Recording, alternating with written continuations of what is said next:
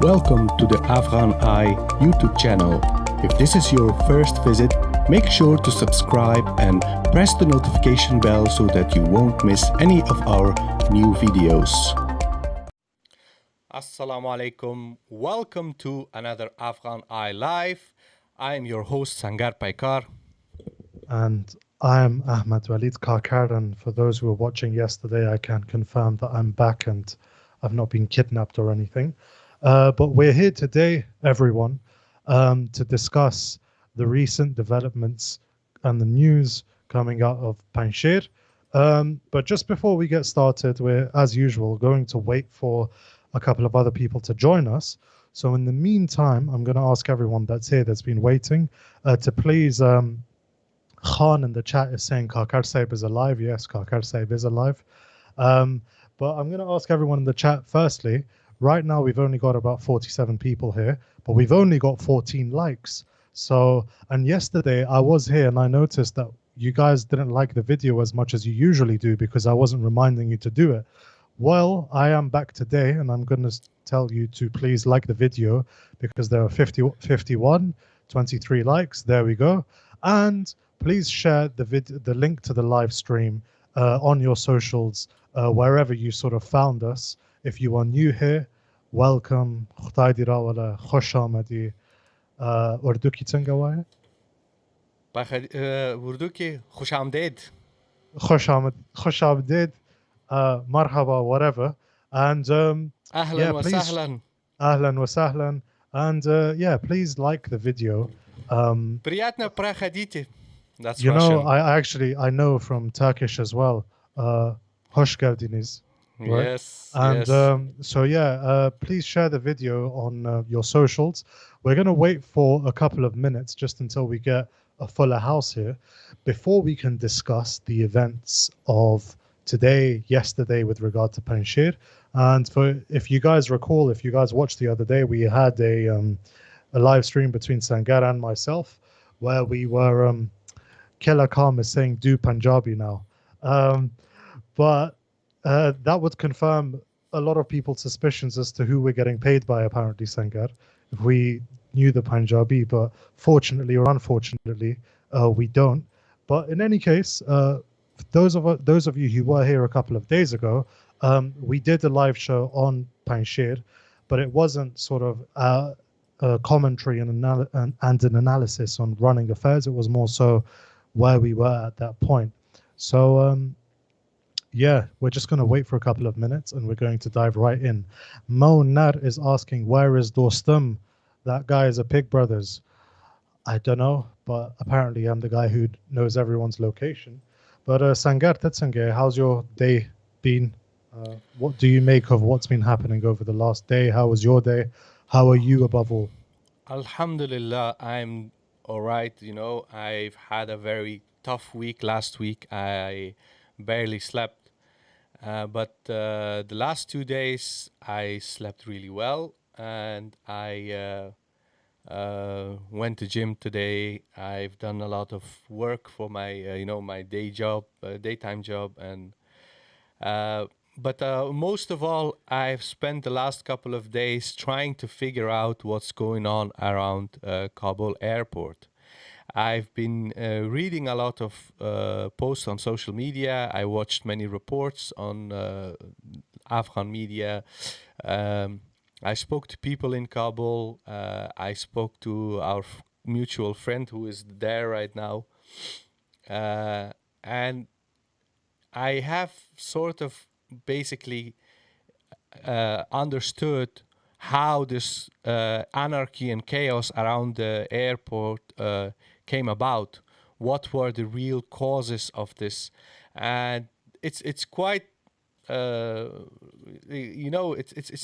it's something that we should discuss maybe tomorrow night, because do you want to give us a quick summary just today, just briefly? Yes, so briefly, you all know that as the deadline approached for a total withdrawal of foreign troops, a lot of Western governments, embassies, they said that they want to provide visas for the most vulnerable people in Afghanistan and people who worked for them. Now, this message was then translated in Afghan media. But what is being told in Afghan media is a little bit vague, and most people may have not really understood what is being said. Now, I remind you, do this social experiment, okay? Set 10 people in a line, tell a very short story to the one on the one end of the line, and just let them all share the story, and then go all the way at the back of the line and then ask, what did you hear? And you will see that someone, the last person in the line, will tell you something totally different than what you have told the first person. This is how it works. This is how human beings are like. So when Canadian embassy or the US embassy, or their Ministry of Foreign Affairs, their governments, if they issue a statement about how many people they are willing to take back, to take with them, and what kind of people, with which kind of documents, etc., etc., that news spreads in Afghanistan and people make a totally different story out of it. And this is actually the root cause of this mess at Kabul airport, because people are there, standing there, and they have the most bizarre stories of why they think that they can go, because people have lied to them, people have distorted facts, and it's very tragic because so many people have died. There are people currently starving, they're thirsty, there is no water, there is no healthcare. Every day people die at the airport. And this could have been prevented, but it's such a big mess, I'm really concerned that, I'm just very scared if I find out that any of my relatives are there. I wish they're not. I hope they're not. I haven't heard from anyone that is there, but it would be really terrifying. Yeah, it would be. And you mentioned a couple of days ago as well, one of your relatives actually passed away, Yeah. was killed in sort of, I don't want to say the crossfire, but some of the sort of, well, no, I don't even want to use the word accidental, but yeah, he was a victim to the circumstances in and around Kabul airport. SSKK is asking me, what kind of tea is that? It's not tea, it's coffee. So yeah, I'm just going to browse through some of the questions that we've got. Actually, there is one thing that I'm going to say before we actually get started. Guys, who plans to be here for the remainder of the live stream? Because whoever is here and can be a moderator, that would be very much welcome, because there's obviously a lot of misinformation and bots going around in Afghanistan, trolls, and our platform, unfortunately, is not immune to it. And a certain country in our region has become somewhat notorious for it. And I'm not going to mention that country, but it seems that government bots also make their way onto our platform and cause a circus in our live show. So whoever can, guys, who wants to become a moderator? Yeah, and the chat is in slow mode today. Guys, I'm sorry, but we had to switch to slow mode. Some of you have suggested that we should switch to slow mode. And this is not to be, I don't want to be annoying, or I don't want to ruin things for our audience. I know you guys, I really appreciate the fact that you're with us every night. But you all seen what happened in the chat the last couple of days. Okay, Sangar, we have Kabab, Mubin Ahmad, SSKK, Salma, and Ibrahim saying they want to be moderators. Take your pick. I don't know any of them. Just pick a random name. I would say Mubin Ahmad. Mubin Ahmad. Okay, Mubin Ahmad, we pulled your name out of the hat.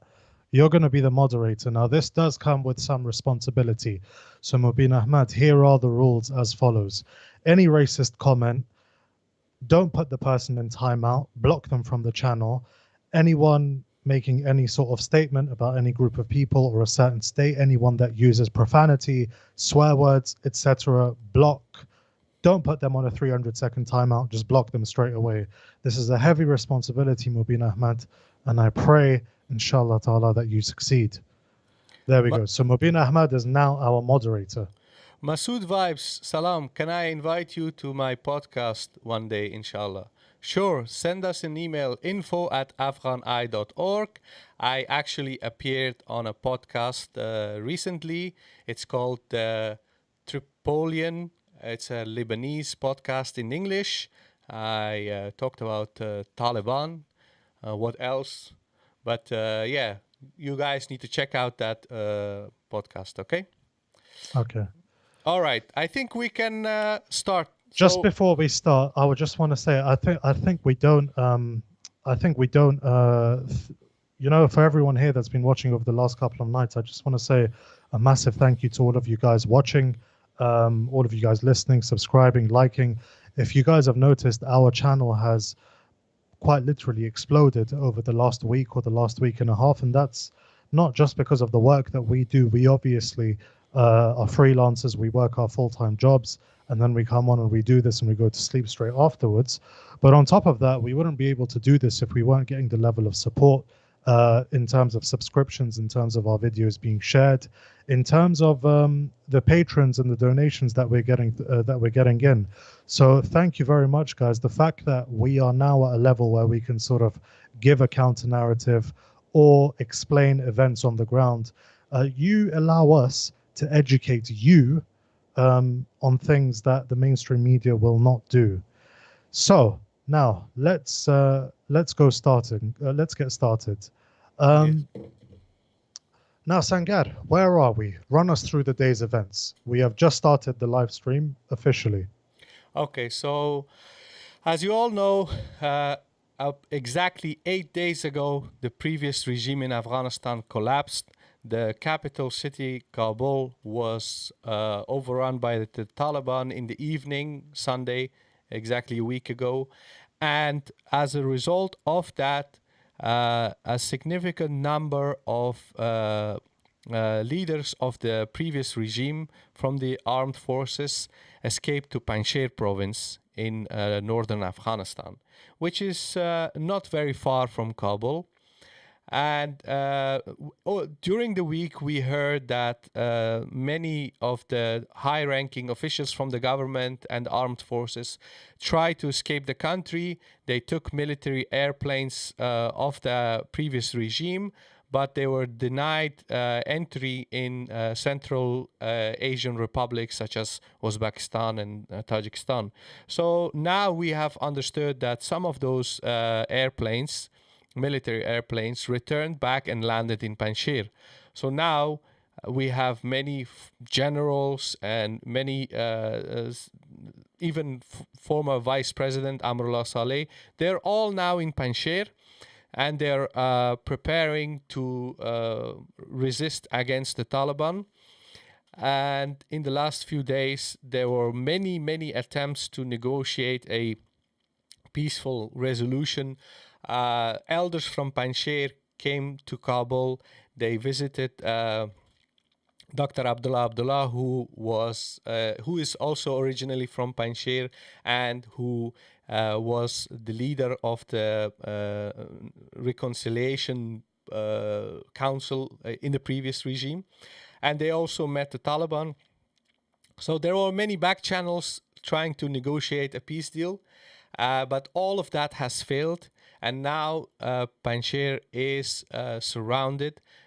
Every road leading to Panjshir, so from Jabal Saraj in Parwan province, the road towards the north, and the road from Baghlan through Andarab, this region, into Panjshir, all those areas are all surrounded by Taliban. They have sent hundreds and hundreds of units from the north, like from Balkh, from Kunduz, from Takhar, etc., all to Baghlan. And from the south, many units of the Taliban have gone to the north towards, Jabal Saraj and other regions. And on the eastern side, you have Nuristan and Laghman, the eastern border of Panjshir. There are also many Taliban units there. So it's a very, very dangerous situation. I will pull out a tweet by former Vice President Amrullah Saleh, who has said that. Yeah, so just bear with me a second as I pull up the tweet.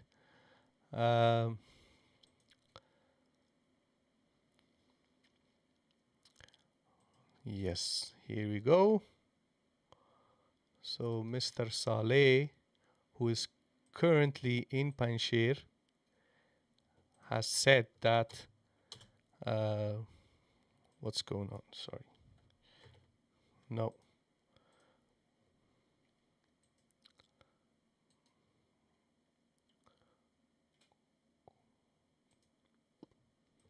Here we go.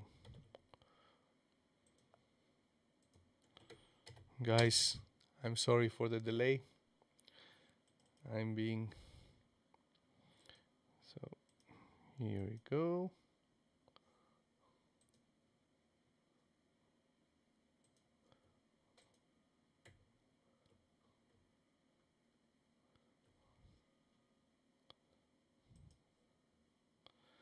Okay, so Amrullah Saleh, the former vice president, is he is currently in Panjshir, and he has tweeted an hour ago, Talibs aren't allowing food and fuel to get into Andarab Valley. The humanitarian situation is dire. Thousands of women, children have fled to mountains. Since the last 2 days, Talibs abduct children and elderly and use them as shields to move around or do house search. Now, Okay, Sangar, was there tweet بسيم the Panjshir نقشش كاره که چه خلق yes, ورواندی پوستی چه چیر yes. موقعاتی چه Okay. So here we go. Now I will show you guys Panjshir map. So Panjshir is a province in the north of Afghanistan. It's situated under Baghlan, Takhar and Badakhshan province. To its east is Nuristan and Laghman. To its south is Parwan. yeah. And Kapisa and Parwan. So Panjshir is basically a very big valley. There are no landing strips in Panjshir. So if you have a huge military cargo airplane, you cannot land in Panjshir. This means that they cannot receive supplies. Okay, you cannot feed a valley of, I don't know, 150, 200,000 inhabitants with helicopters. If cars cannot enter, if lorries cannot enter, you can't feed everyone with helicopters. The same thing applies with Andarab, what is mentioned in Amrullah Saleh's tweet. Andarab is basically the region right to the northwest of Panjshir in Baghlan. So just across the provincial border, that's Andarab. And that region is also totally surrounded. So he is describing a very concerning, very dire situation. So yeah, that's so far, as you asked, current situation, what has happened in the last 7 or 8 days. Okay, so I think basically we've got obviously a lot of new viewers.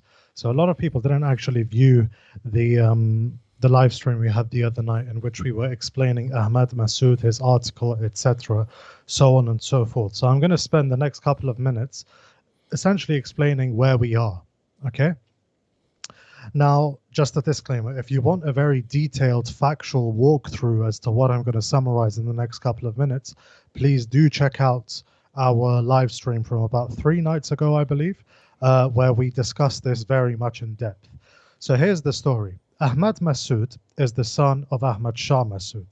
Ahmad Shah Massoud was a commander from Panjshir that we just saw on the map.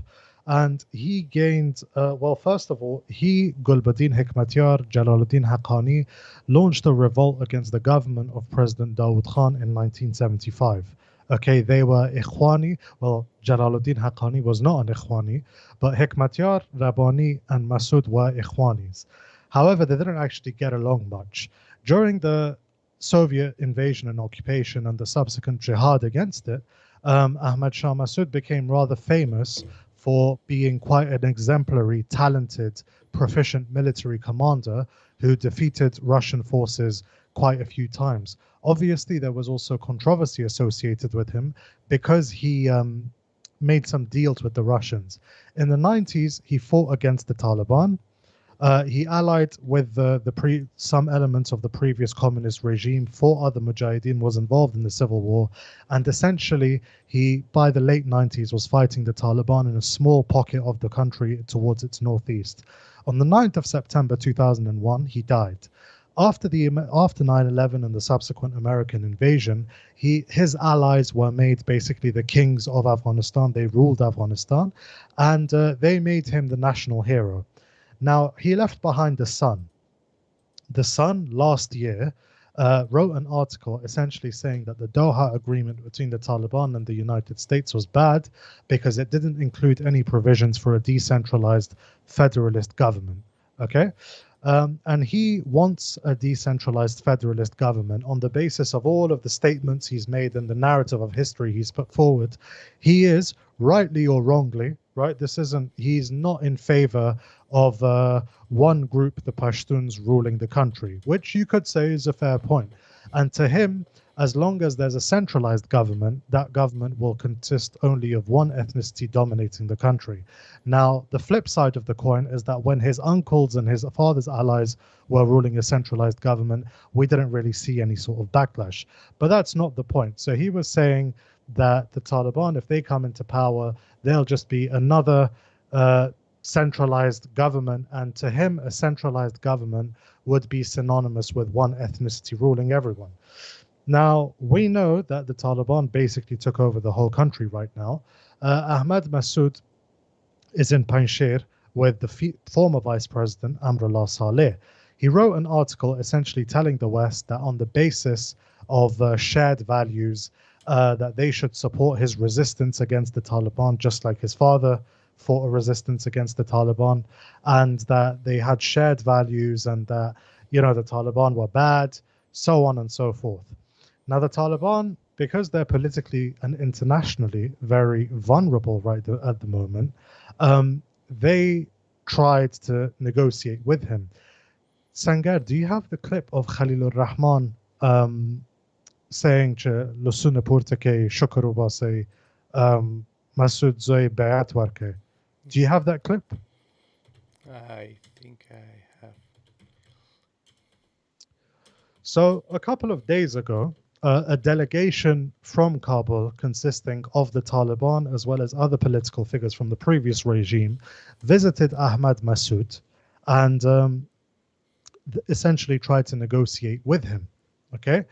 Now, that being said, we actually got report that Ahmad Massoud had pledged bay'ah to the Emir of the Taliban, essentially joining the white flag movement, the Taliban, and essentially we thought for a moment that peace had prevailed.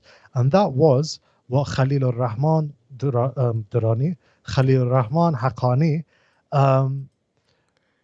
Waleed, you are minimizing Shah contribution to Afghan society. This is nothing but the ISI line. Well, I'm sorry you feel that way, Nitish Rai.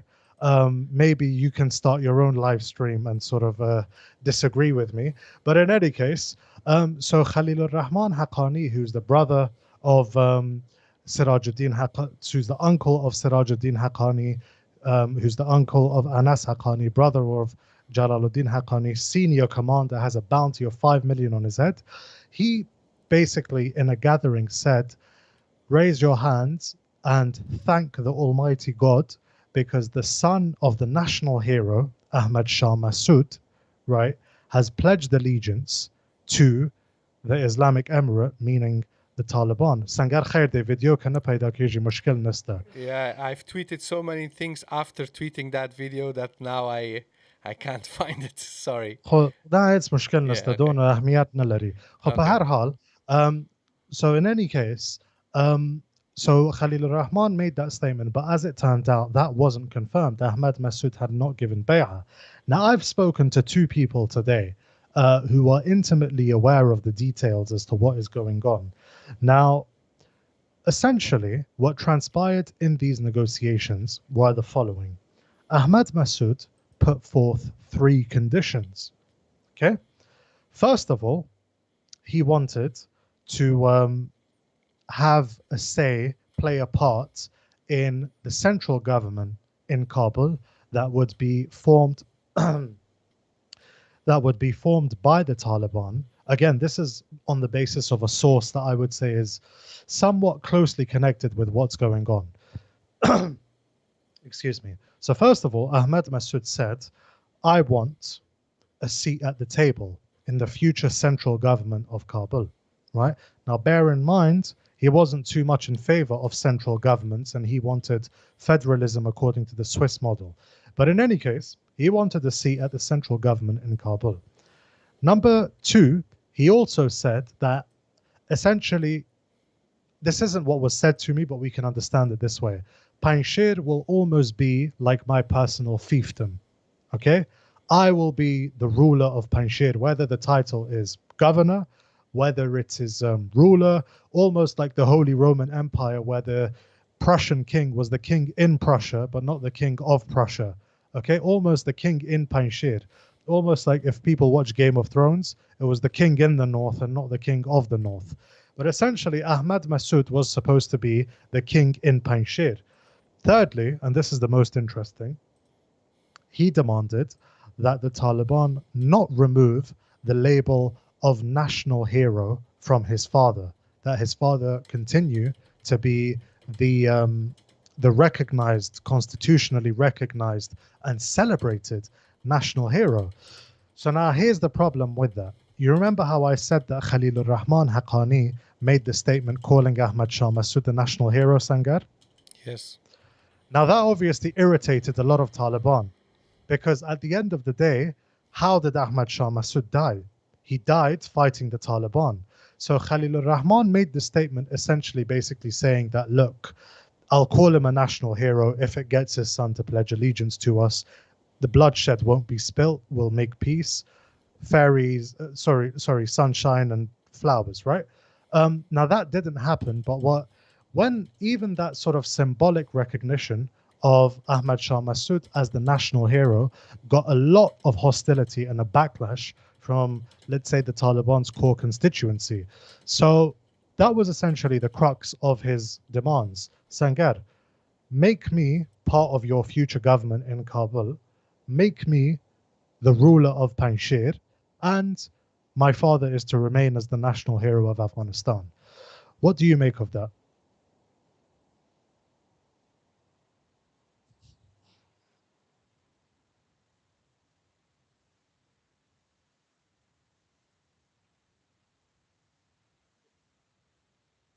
Okay. Okay. Everyone is saying that you've muted yourself.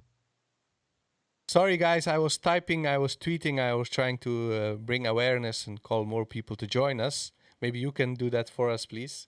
Okay. So the thing is, in any negotiation, you need to have some leverage. If you are going to make bold demands, you need to have something that the opposing party wants and desires. Now, the problem here is that, you know, when you're bargaining, in a bargaining situation, you have to always demand a lot if you expect a little. Because if you ask a little, you will get nothing.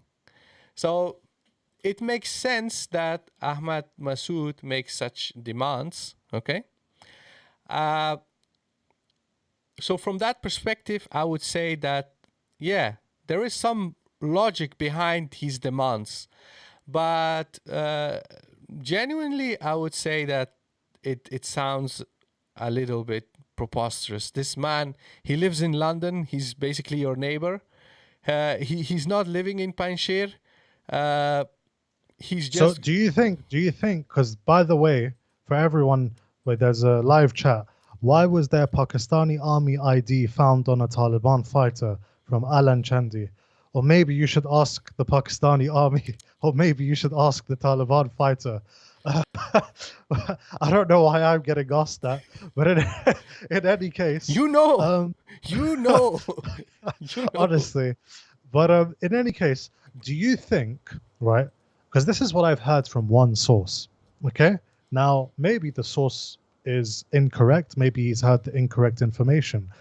But do you think it sounds plausible? Yes. To me, You it think it sounds sounds plausible? plausible. Yes, Okay. yes. As I explained why. hmm But then we also heard reports. Well, it wasn't heard reports. We also found out that was it in Andarab in Baghlan, where 15 Taliban troops. I can't believe I'm saying the word troops and not insurgents or fighters because they are literally the police force and the army right now. But we also heard from from Andarab, was it? Yes, Andarab or Andarab. Baghlan?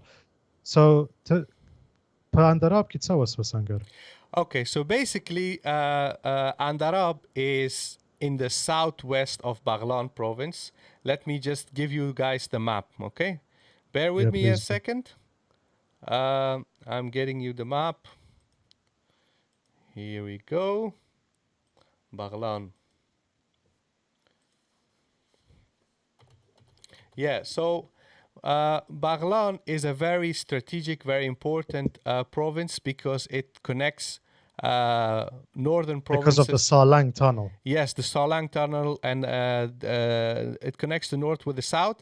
And since it is a very mountainous region, there aren't that many roads there. Okay, so you have like only a few options, and the most important and the lifeline between the north and the south is the Salang Pass. Okay, the Salang Mhm. Pass is basically a pass across mountains, and they have dug a tunnel there so that cars can pass. And that area, so here is the map of Baghlan. So Ibrahim is correct. There's a live chat. Ibrahim is correct. He asked, didn't Ahmad Shah Massoud blow that tunnel up? He's talking about the Salang tunnel. He yes, did. I believe it was in around 1998, 1999. yeah, And just to explain how important the Salang tunnel is, it was built in, I think it was the 1960s, right? yeah, And prior to the Salang tunnel being built, the north of Afghanistan, beyond the Salang tunnel, was inaccessible for about 6 months a year because Baghlan is so heavily mountainous that all of the snow would block all of the roads going toward the north of the country.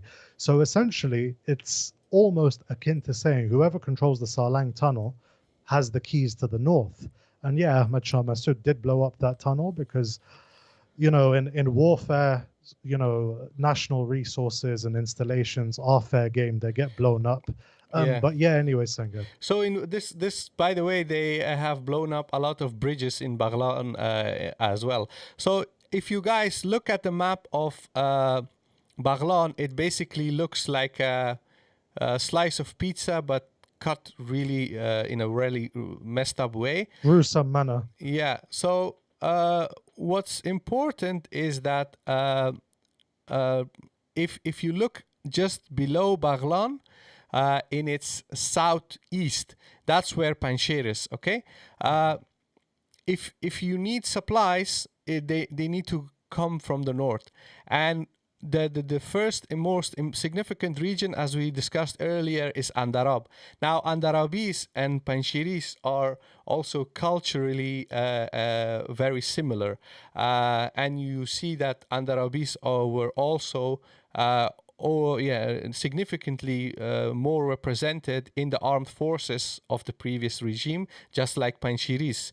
And they are people who they can fight. They don't like to just give up and surrender. And this is the reason why when the Taliban came from Pulakhumri and other parts of central Baghlan towards Andarab, uh, there was an initial skirmish. The forces of Ahmad Massoud and Amrullah Saleh, they tried to take Pulaisar and what's the other district's name? I forgot his name, but they took Banu. like Banu area and one more Pulaisar, Banu, and yeah. So they took took three districts.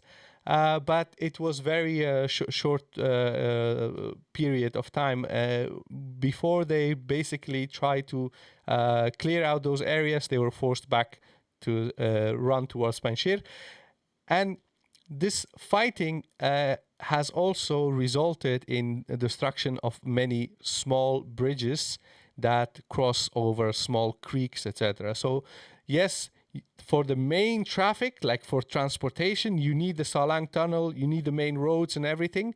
But when you go into that rural areas up in the hills and the mountains, uh, if you want to cross from one district to another district, there are many creeks and many small places where you depend on small bridges. Local civilians, they also depend on those bridges. So what the resistant forces have done, they have destroyed those bridges, and they have announced it. Yes, we did that. So you see, it's a very strange situation because until a few years ago, the Taliban would destroy a bridge or something to prevent the Americans and the government from taking an area, and now it's a total reversal. Now we see the former regime destroying bridges and roads and everything to prevent the Taliban from taking any territory from them. So Sangar, what you know how we mentioned, you know how I mentioned in the last live stream speaking about Ahmad Massoud's articles, his political philosophy, his motivations, and you know how I said that he's basically in the article like that was a plea for help from the West. He was basically, I am my father 2.0. It's the same struggle as my father's. It's basically a repeat of the same episode. And once again, please help me. And now we obviously know that has a PR benefit to it. There's a very strategic reason he's doing that. But what is different from now in the 90s? So we have, for example, the commonality is we have a Talib dominated Afghanistan, right? We have the Taliban in control. You have Panjshir outside of Kabul's control. And, you know, you have Massoud's son fighting against the side which has Haqqani's son and Mullah Omar's son and so on and so forth. Those are the similarities. But now what is different? I would say, first of all, the most major difference is that Ahmad Massoud has never really fought, okay? He is not a veteran of any war. I mean, to be fair to him, he studied for 1 year in the Royal Academy of Sandhurst, which is one of the foremost military academies or educational establishments in the world. Loads of people go to Sandhurst, and it is very prestigious. Yes, yes, of course. If you study in Sandhurst, West Point in the United States or anywhere else, you can be a very good military officer. But if you haven't actually fought on the front line, all the training, education, and theory is not that useful. Okay, that's the problem with Ahmad Massoud. His father was not trained as a military officer. No, he wasn't. He He was self-taught. He learned on the yeah, job. he learned on the job, and similarly, many other significant figures, they were all people who have learned on the job. And we have seen in the last 20 years that thousands and thousands of military officers came from West Point and Sandhurst and whatnot, but they all failed in Afghanistan, even when they had the B-52s, the gunships, the Apaches, and everything at their disposal. So just having a lot of theoretical knowledge and degrees, etc., and even military machines that the opposing side doesn't have, it doesn't necessarily mean that you win the war. The problem here is also that in the 90s, Ahmad Shah Massoud was able to influence Western countries, and he came here in the European Union. He spoke to leaders of European countries, and he really asked them to support him and his resistance. And he also warned about extremism and stuff like that Ahmad Massoud has mentioned. But back then, the Western countries did not experience 20 years of failure, corruption. They did not see Ahmad Shah Massoud's brothers uh, stacking up dollars, filling their coffers, and trying to get those money, $50 million illegally into Dubai. So those things did not happen in the 1990s, and most people were not aware of who they're dealing with. But now, there is a very important military strategist who is originally from Hungary. He's Jewish from Hungary, and What's his name? Lutwark. His name is Okay. Lutwark. He was a very important advisor of the Americans in the last 2 decades.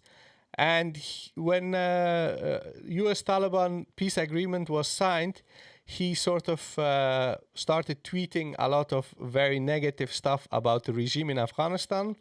And he said that he was at a meeting once, and one of the leading figures from that government was sitting next to him, and he was wearing a very expensive watch.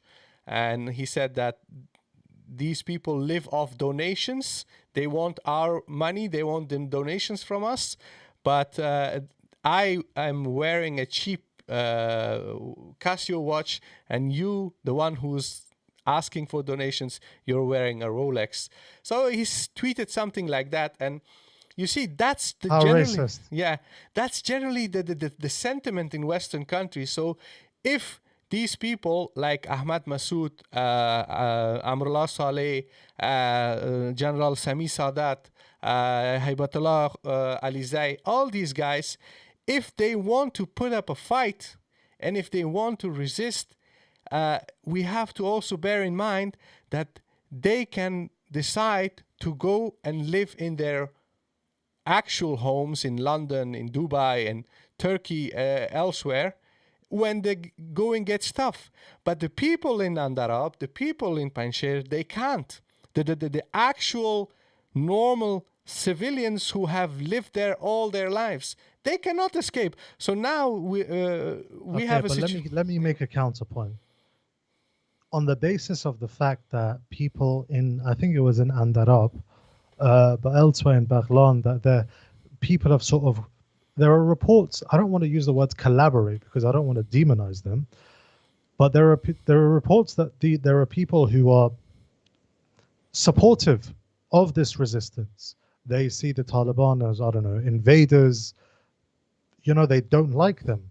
So really and truly, can we not say that Ahmad Massoud and to a lesser extent Amrullah Saleh represent a certain constituency? Just as, for example, we always said that the Taliban are not all Pakistanis and they represent a constituency.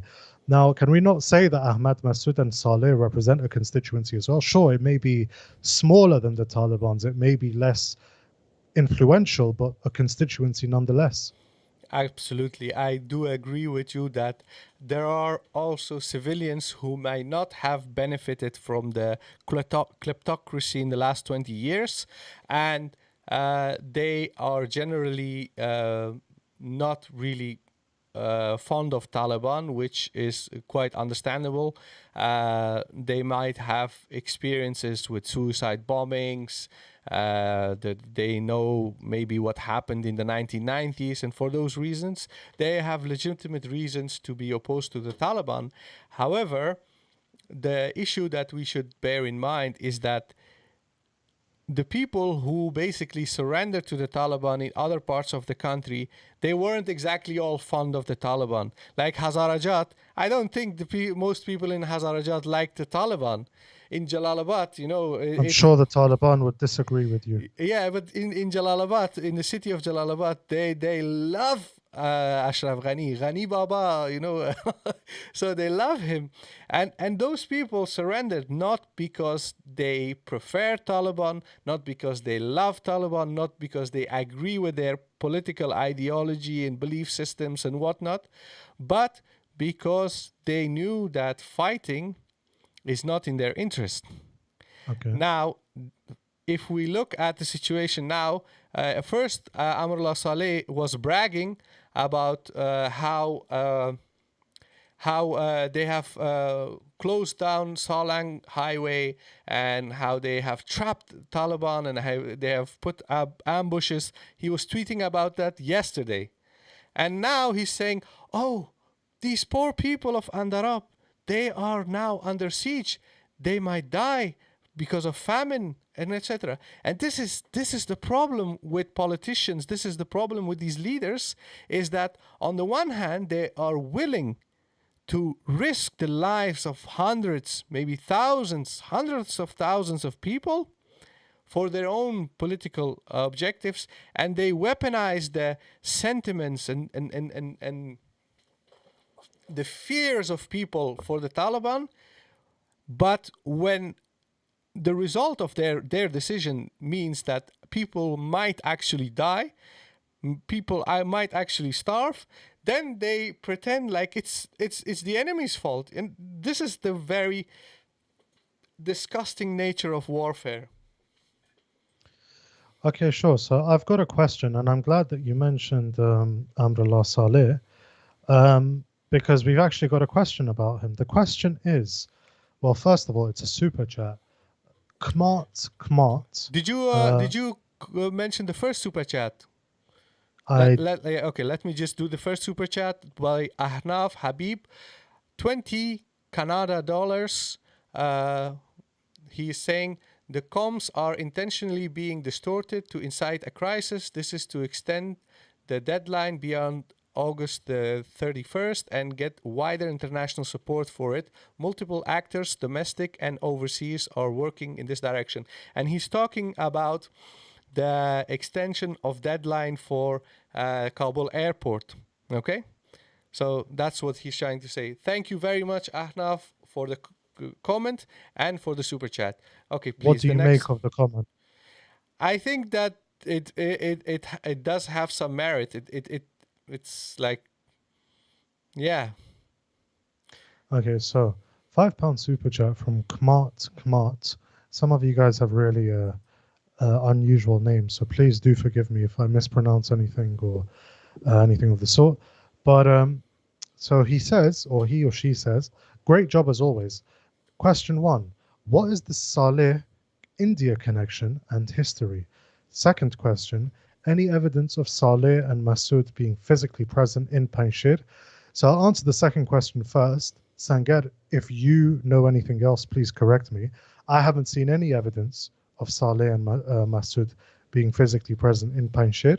I only saw one Instagram video of Ahmad Massoud walking into a building, and it was kind of choreographed, and he was just sort of walking in, and the cameraman asked him like, oh, where are we? And he said, oh, I am in Panjshir with my people. Okay, but once again, we don't know if that's today or how long ago. But the more interesting question is, what is the Saleh-India connection and history? Sangar, do you want to answer that?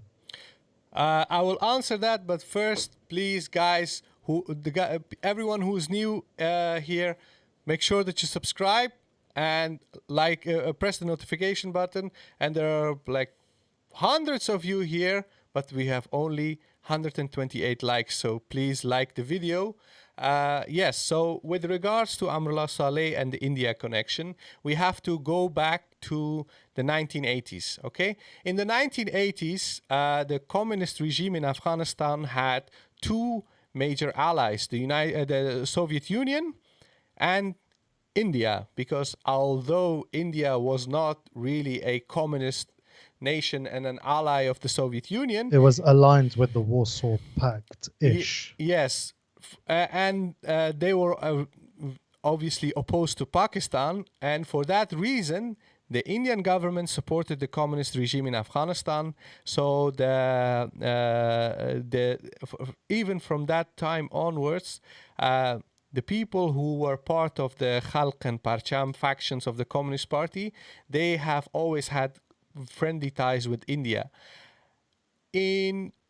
After in the 1990s, when the Taliban took over Afghanistan, Basically, we had a similar situation as right now. Panjshir and Takhar and some parts of Badakhshan were totally surrounded, and the Taliban had control over the country, and the Taliban were aligned with Pakistan, so India was supplying the Northern Alliance with weapons, ammunitions, etc. So they had a connection back then. They were receiving support from them.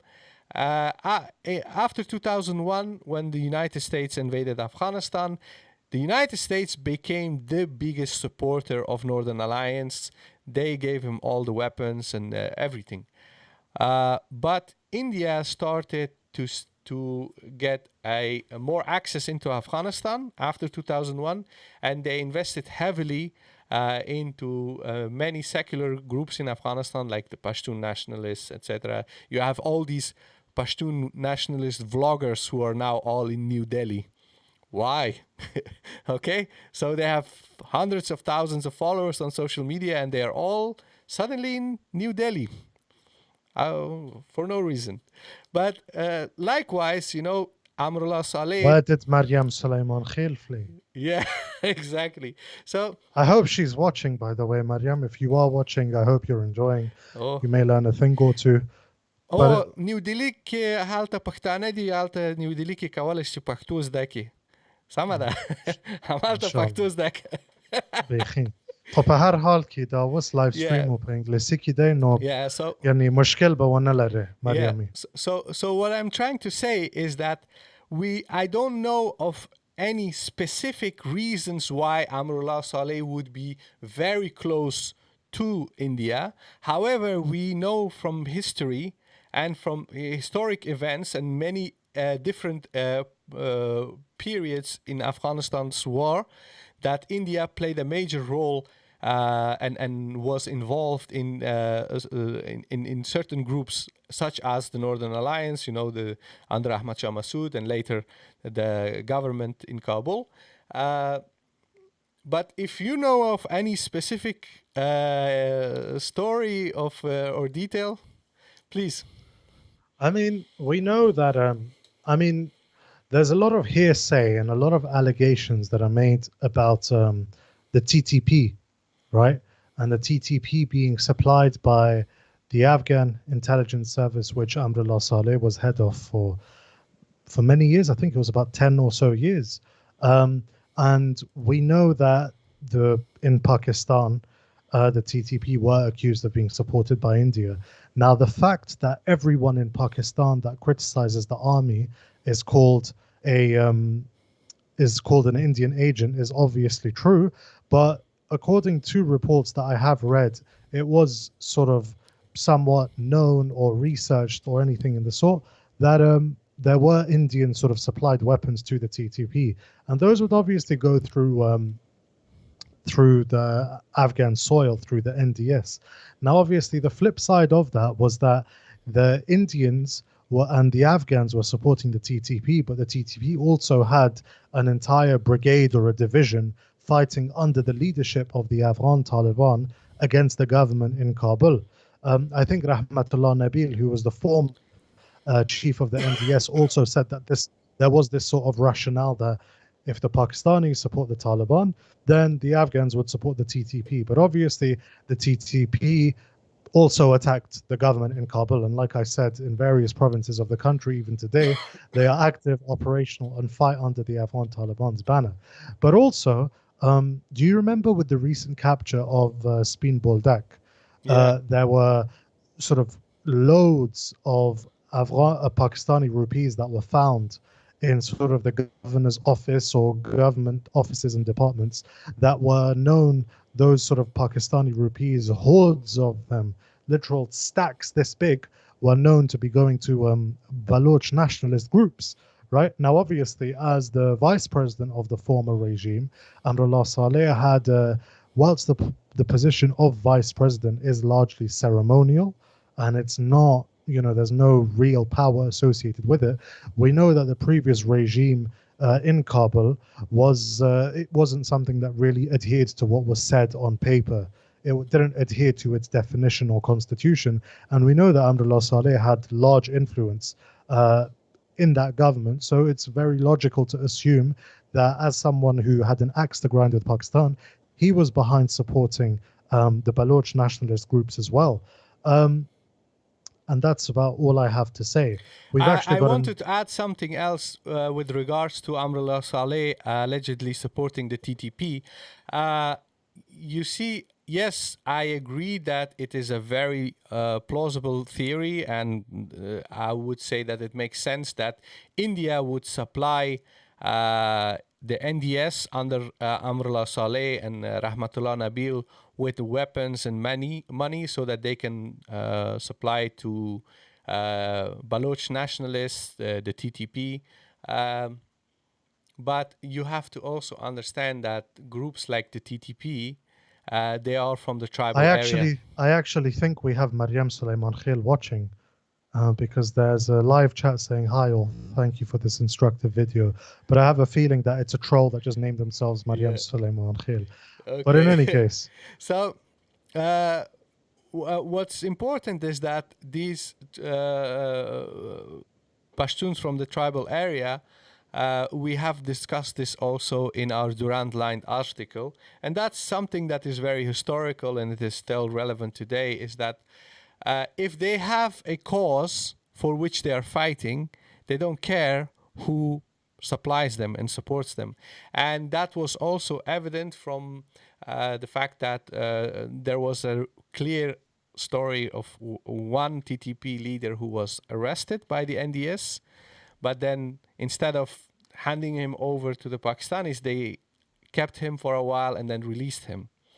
But that guy, the story is behind, I can't reveal all the details, but basically he told the NDS, oh, you want me to work for you? Sure, why not? Please. Come on. Russia, muta paisi roka. He took their money, he took their weapons, and he went and he did whatever he wants, and that's typical. So what I do believe is that back then the Indians had a reason to give the government in Afghanistan some kind of support so that they can support insurgency in Pakistan. But now we live in a totally different situation. So now that Panjshir is under siege and they are basically surrounded from all sides, we have to be aware of the fact that if, suppose, India decides to give them weapons and money, they will become an active participant in a war zone. And that's something India doesn't do. Okay? Indian foreign policy is never as bold as people expect. They will never basically side with one warring side in a conflict and give them all the money and supplies to help them defeat the other side. India is always very stingy with what kind of support they provide other countries. And it's always very calculated and very strategic. They don't want to upset the situation too much that may have very drastic consequences. So, but they will tweak matters here and there a little bit. And that's basically the Indian foreign policy and their military strategy in the region for the last, I don't know, 60, 70 years. And this is also one of the issues that people repeatedly suggest and claim that Ahmad Shah Massoud and now his son Ahmad Massoud and Amrullah Saleh, they will be helped by the Indians in their fight against Taliban. I would say no, that's not going to happen. Yes, they will provide some moral support. They will employ a few 100,000 trolls on social media to push a hashtag. But really supporting them to fight against the Taliban it's quite a big leap from their normal foreign policy strategy. now there's also another aspect here as well. So for everyone that's watched, there was, so you know how I mentioned there were 3 demands of Ahmad Massoud. Okay, make me king of Panjshir, give me a seat at the table in Kabul as well, and keep my father as a as the national hero. Now, there was another element as well, and we heard this from his uncle, who is currently in Pakistan, Ahmad Massoud. And this is another element, and it ties into the TTP as well. Um, Apparently, he requested that the future government be based on moderate Islam. Okay. And Ahmad Massoud also, I believe, said that, well, I think it was an interview because he's doing interview with the Pakistani media. It's really weird how things change. About 15 years ago, these were the guys, Ahmad Massoud and the Massoud family were the ones calling any and every one of their critics ISI. But the way things have changed, now they're sort of on a charm offensive with Pakistani media. But in any case, Ahmad Massoud, I believe, was saying that, sorry about the noise. Ahmad Massoud was saying that, look, if the Taliban do establish their government, there were a couple of things he's been saying over the past couple of days. So firstly, he invoked the ethnicity thing once again. One group cannot rule over other groups. Otherwise, that won't be stable. Now, in doing so, in saying that once again, speech is important, people, right? If he's saying one group, other groups, what he's implicitly saying is that we represent other groups. We are the representatives of other groups. If they include us, other groups will be represented. Now, it's not, I would personally say that one family cannot represent an entire ethnicity, but some people will say yes, some people will say no. That's not the point of the discussion. And if you disagree, you disagree. Walid, we can't really hear democracy you. Or fully. Walid, can you take a pause until your internet connection is stable again, because we can't really hear you. Meanwhile, I want to thank SSKK for a super chat of $5. Why isn't a federal system a good outcome for Afghanistan?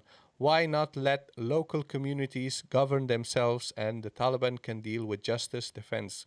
Excellent question. We will come back you to hear me this now? question. Yes. And we have another super chat, JZ, $1.99. Thank you very much. Sangar hair. Yes, I know. I have hair. Okay. So, Walid, please. So Ahmad Massoud is going around saying, if there is a new nizam, new system, it'll be Islamic. Now, we also have to bear in mind the international picture here as well, okay? Which is that the British, I think it's the Chief of the Defense Staff, Nick Carter, was talking about Afghanistan with British media, and he was saying, I firmly believe that my counterpart, General Bajwa, who is the Pakistani Chief of Army Staff, the British chief was saying that he firmly believes that General Bajwa wants a stable, quote,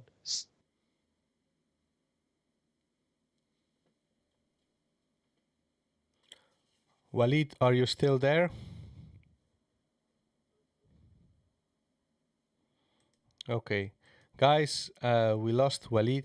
In the meanwhile, time until Walid returns, I would like to ask the people in the chat, if you have any questions, make sure that you tag us. Tag AFGHANEYE. It's easier for us to read because there are so many chats. Yes, yes. Okay, Walid, welcome back. Can you see? Yes, welcome back. Sure. So you were saying that Nick Carter, basically the leader of the British Armed Forces, said that General Bajwa, the Chief of Armed Forces of Pakistan, wants a peaceful and stable Afghanistan. No, a stable and moderate Afghanistan. And FN Hussein is saying he's saying that Bajwa stole Walid. Just as I was talking about him. But yeah, so, but here's the point, Sangar. The moderate aspect, I don't know, sorry guys, I don't know why it's zoomed into my forehead, but I guess you can enjoy that view. You have a drop off, so your internet connection is losing, and that's why sometimes you get like. Sure. So, but here's the point, Sangar. The British Chief of Staff is saying that the Pakistani chief of staff also wants a moderate Afghanistan, which is also what the Massouds are saying. Okay? Now, why is a family, and this isn't me accusing their religiosity, by the way, let's not get it twisted, because you can be very religious and have a, I don't want to say a more liberal, but more relaxed perspective on the role of the state with regard to religion, right? You can be very religious, and I know loads of people like that. But now, why is a family that wasn't religious but was Ikhwani? Okay, Sangar, this were an Ikhwani family who believed, I mean, Ikhwan, if you're Ikhwani, Basically, the the definition of state, Islamism.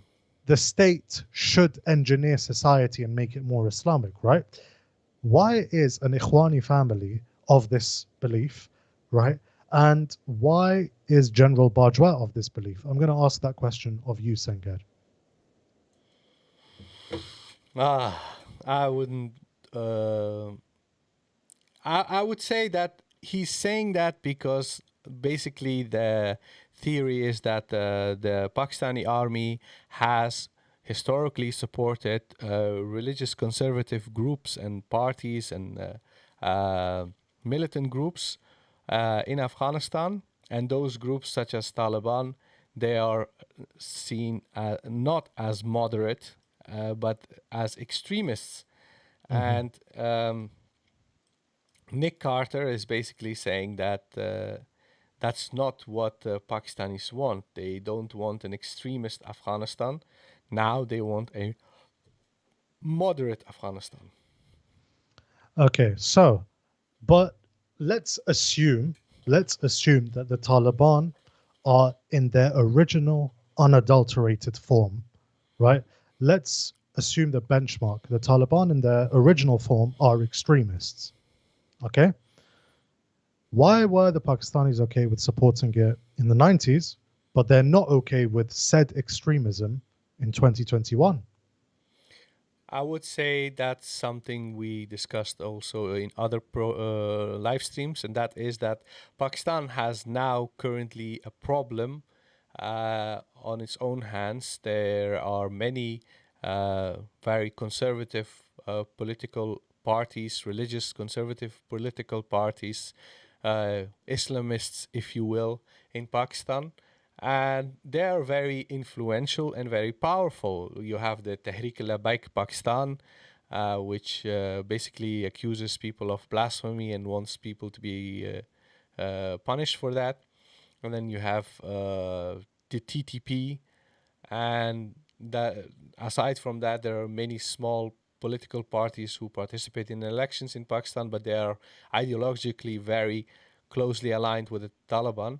So if Afghanistan gets a very, very conservative and very orthodox regime of mullahs and scholars, Pakistan will have a huge problem on its hand, because all those Pakistani parties will say, well, if they can, why shouldn't we? And for that reason, I think it is in the interest of Pakistan as a state, because most of its political elite, the army, they're not very conservative. They're quite liberal, actually. And for that reason, they would be very concerned, because it poses a existential threat for Pakistan. Okay, now with the Massouds, why are they suddenly feeling not very Ikhwani? I mean, I don't want to say suddenly, but between fighting jihad against the Soviet Union to establish a centralized Islamic republic, that was what Jamiyat was all about, right? Where and how did things change? I would say that if you study Ikhwan al-Muslimin, the Muslim Brotherhood, all around the world, whether it's in Egypt, in Tunisia, in Afghanistan, and Syria and other countries, is that initially Ikhwan al-Muslimin was a fraternity. They were initially very conservative, but as soon as they started become a political party, and they were facing a lot of adversity, they adapted and they became very moderate. Like An-Nahda in Tunisia is basically a very secular party.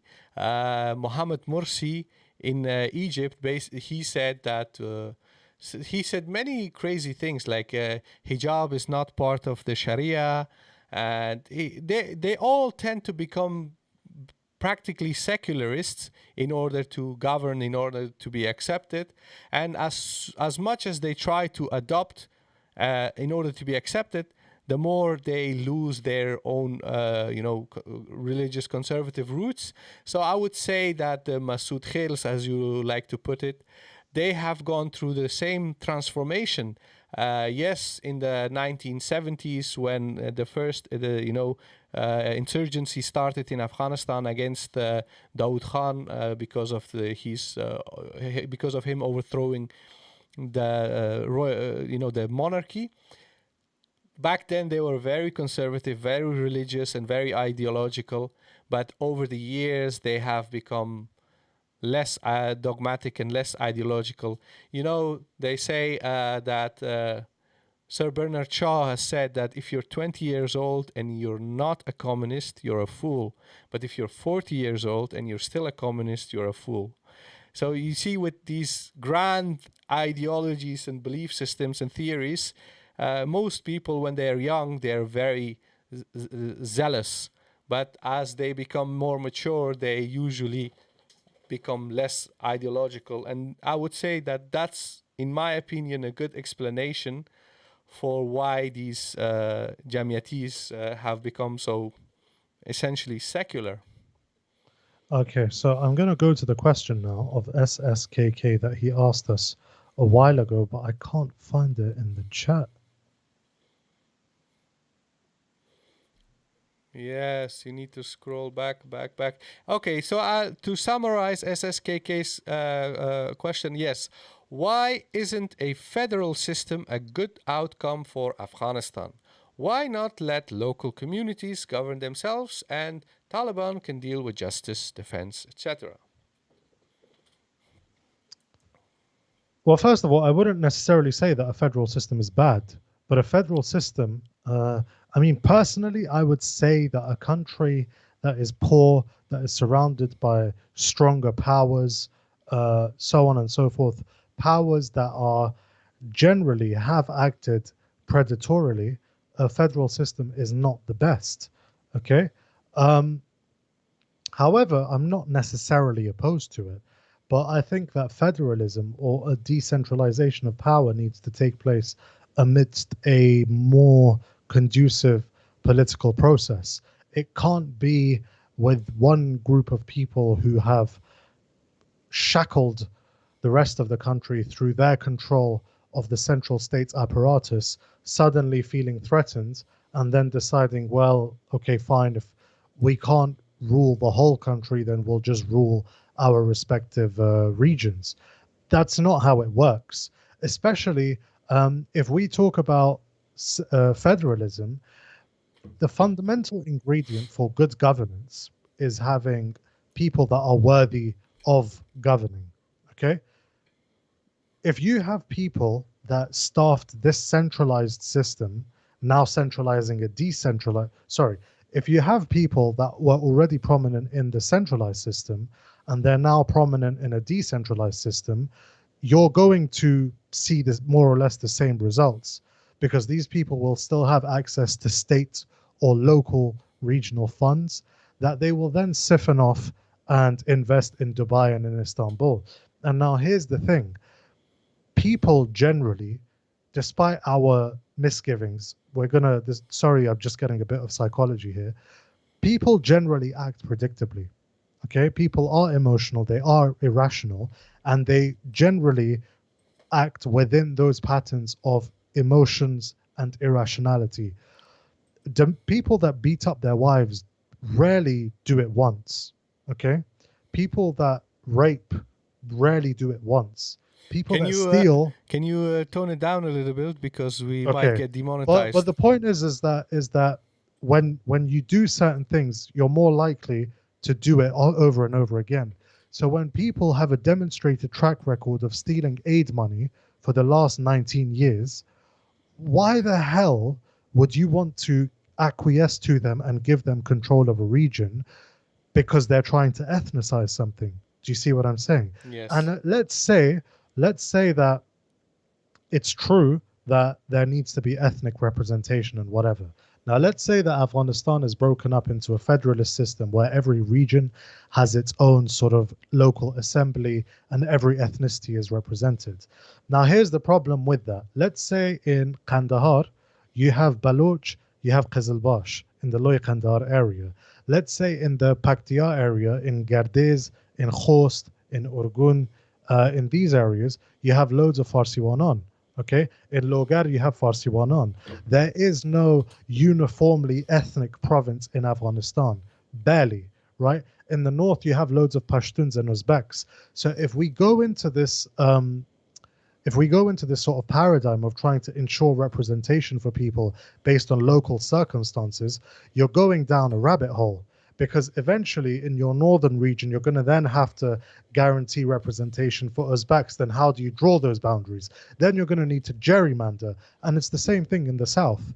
So if the Massoud family, I would say, if they were really about Tajik or Farsiwan representation in Afghanistan, they wouldn't want a federalist setup because that would leave Farsiwans in Ghazni, Logar, Urgun, Paktia, Khost under a perpetual Pashtun majoritarian rule. Okay? And let's assume they obviously don't care about Pashtuns, but if they, let's say, got their northern region, they would leave Pashtuns in and around Kabul, in Parwan, in Baghlan, and so on and so forth. Those would be under perpetual Tajik rule. So we're going back to the same problem, but just broken up into more local circumstances. Who really wins? Only the people that get to govern these provinces and make a lucrative career off them.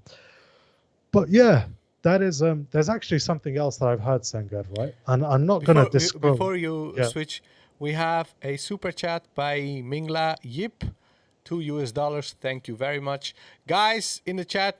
I don't see you pressing the like button. Please make sure that you like the video while you're with us. Thank you very much. Yes, please, Waleed. So I've heard a story based on someone that I would call reliable in Kabul with access to the different sides of the political spectrum. So now what I am hearing is that a host of Western countries are trying to dilute a possible Taliban victory, dilute the prospect of the Taliban forming the next government. And in doing so, they are supporting not just Ahmad Massoud, but they're also supporting Hamid Karzai and Abdullah. And there is currently a sort of a negotiation going on between these different political stakeholders, in which we know that in a future setup, it will be Taliban dominated, right? But the question is, to what extent will it be Taliban dominated? Do you see what I'm saying? Yes. It could be 60%, it could be 95%, right? So what I'm hearing is that the Abdullah Karzai camp. So first of all, here's one thing I'm hearing. Karzai is still basically the Northern Alliance. Okay? Yes. He's still acting as their sort of representative. But now what these guys are doing is they're actually asking for what we would say in Afghanistan is Ma'awiniyat, okay, to be the deputies. Now, obviously, being a deputy, almost like being a prime minister in a presidential system, is not a powerless position. So right now there is jockeying going on, right, with regard to, and in Afghanistan, unfortunately, when it comes to political negotiations, this is how it goes. How many ministries will be ours and how many ministries will be yours? And I'm also hearing that a certain Western country, who I'll not name, is actively colluding to try dividing and breaking up the Taliban along ethnic lines. And in doing so, they're supported by another Western country, and that Pakistan is involved in that. Okay? And that the region, so I'm talking about Uzbekistan, Tajikistan, Turkmenistan, the Russians, the Chinese, and the Iranians, basically just want Omar Popal, stop blaming other countries. Afghans need to accept this L as their own fault. Bro, Omar Popal, with all due respect, I've just been hearing you non-stop bashing Afghans. I'm all for self-accountability, but honestly, bro, it's getting irritating. We get it, and I'm just gonna have to hide you. Anyways, so the point is that the regional countries, Iran included, are actually in favor of the Doha Agreement because this plan, or this plot rather, to to divide the Taliban into ethnic sections will also destabilize the Central Asian republics, right? But it's very interesting that apparently Pakistan is in favor of this idea. Okay, Pakistan is in favor of dividing the the Taliban into ethnic sections and backing the Massoud clan and so on and so forth, whilst China is somewhat keen on the Doha Agreement, as well as Iran, as well as the Central Asian republics. But this is a story, once again, it's not corroborated, and things are moving so fast you can't really verify them, or you don't know if things are going to pan out like this. But these are sort of the whispers that we're hearing. So it seems that a lot of countries have their fingers very deep in Afghanistan at the moment. Yes, and we have another super chat from Wardak Media, who was one of our first moderators. He says, "Salam, brothers. Shout out to AFGHANEYE. Special shout out to my peer Kam Ghairat Komandan." Basically, he's shouting out his homeboys. Thank you for the £5 super chat. So, guys, basically, we revealed a lot of information that we have received in the last few days from people on the ground in Kabul who have an ear at the negotiating table. Many years. Many years, yeah. So, yeah, and this is why we have this platform, the Afghan Eye, where we provide a counter narrative, insights, and information that you may not get on the regular mainstream media. And in the last couple of days, like more than a week now, we've been doing a live stream every night, even though we have our responsibilities and jobs. And you guys have been very generous. We have received many donations. We have a new Patreon, a new patron at our Patreon page, $15 Canadian dollars a month. Thank you very much. You know who you are. We really appreciate this support. I've received about $200 in Bitcoin because someone who we know on Twitter, she posted a link and she asked people to donate, and I received in total an amount of $200. We have received a donation of 130 euros from another donor on PayPal. We had another $10 donations on PayPal, one of $20 donation, another $10. Basically, guys, we have been working full time every day and lots and lots of hours. On Yeah, top of our actual jobs as well, by the yeah, way. This is our second job. We come on yes, here and we do another shift. yeah, and all the donations that we have received, a significant amount of that is already invested. We have a graphic designer. In near future, you will see something much more sophisticated. We are trying to move away from our current situation and to become more professional, and for that we need to make investments. Everything we have so far, the microphones, the computer that I'm currently using, the screen that I'm currently using, the webcams, mine and Ahmed-Waleed's, the hosting for the website, the hosting for the podcast, a lot of other equipment that are connected to these microphones. Everything is paid for by our supporters. Everything. I haven't paid a penny from my own pocket for purchasing and buying anything. All I do is invest my time.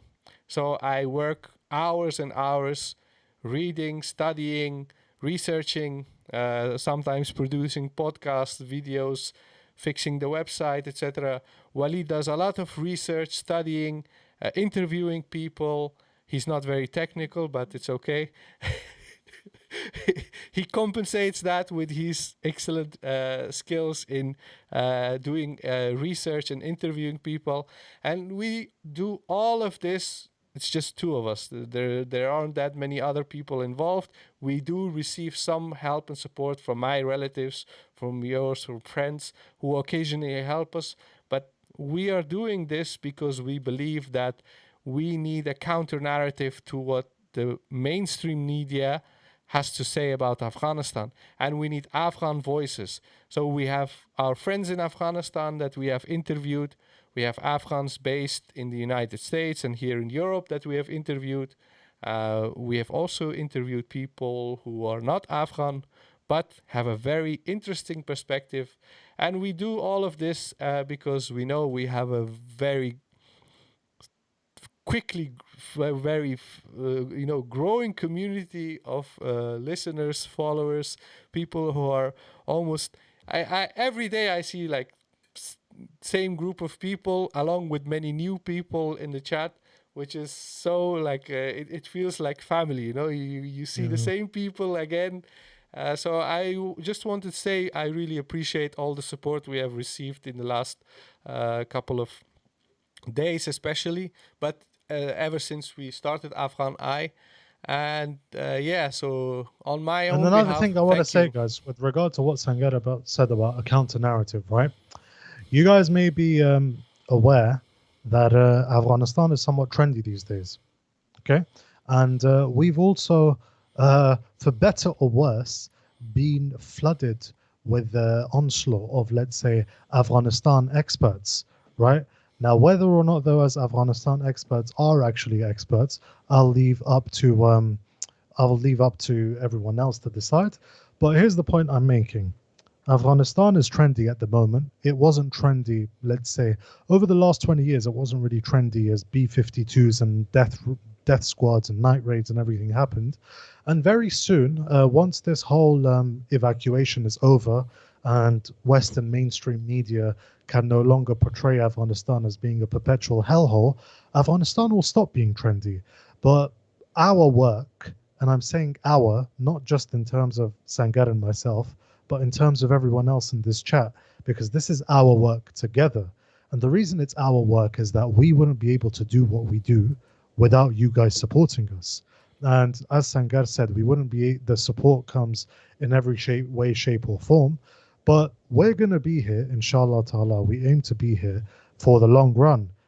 We're not here just for the trend of offering opinions on Afghanistan just as everyone else is doing because it's trendy, but because it actually means something. And because, I would rather we educate you than the Western mainstream media.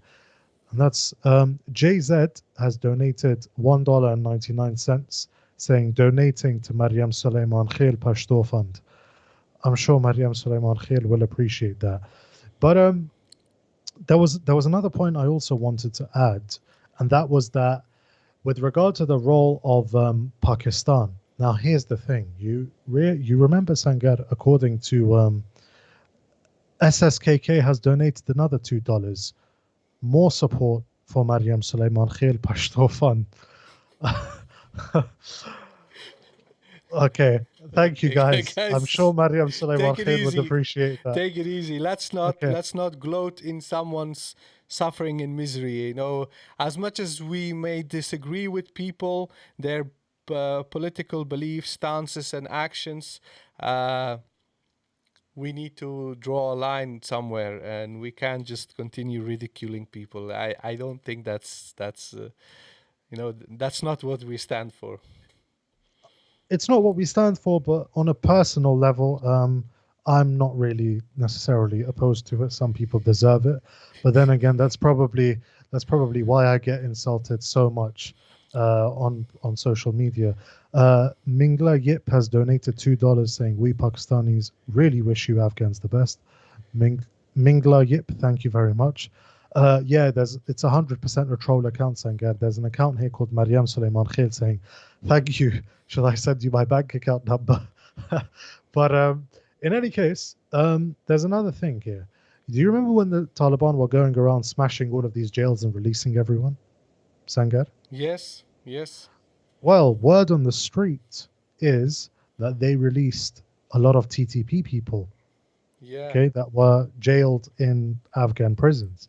And now here's the thing, what's difficult to establish is, did they, so we know that what we're hearing rather is that the Taliban, in releasing these prisoners, they went around, identified the Daeshis or the ISIS amongst them, and shot them on the spot before releasing everyone else. That is word on the street. So the point is, I saw they killed Abu Mar Khurasani.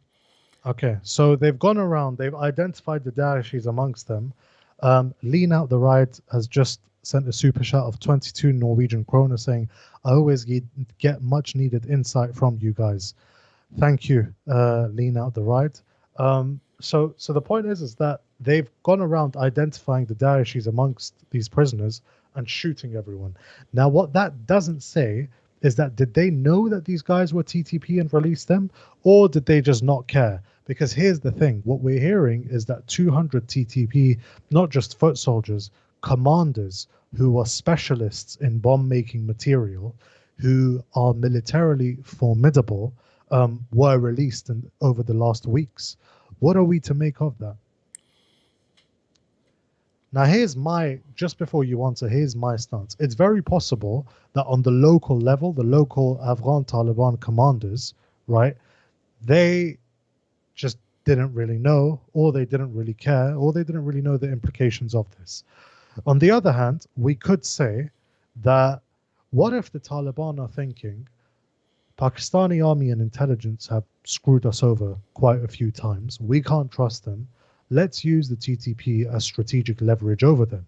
And we know that the ties between the two groups, whilst they're not the same, they're not the same group, but we know the ties between the two groups are pretty deep. Like I said, TTP commanders have fought under the Afghan Taliban. That includes Abdullah Massoud, that includes Hakimullah Massoud, that also, I believe, includes Nurwali Massoud. Okay? What are we supposed to make of the Taliban just basically breaking open all of these prisons, shooting the Daeshis, and letting everyone, including the TTP, free? I will answer that question, but I will answer a question in the chat. Sangar, what do you make out of the news about Ahmad Massoud negotiating surrender? So that's the news that was published earlier this evening in the Evening Telegraph. You, my friend, I'm going to ask you the question as soon as I answer the TTP question, okay? So I would say that because the TTP has played a very significant role fighting against the Americans and the government in Afghanistan alongside the Taliban, they are allies. Plus, all emirs of the TTP have always pledged allegiance to the emir of the Afghan Taliban.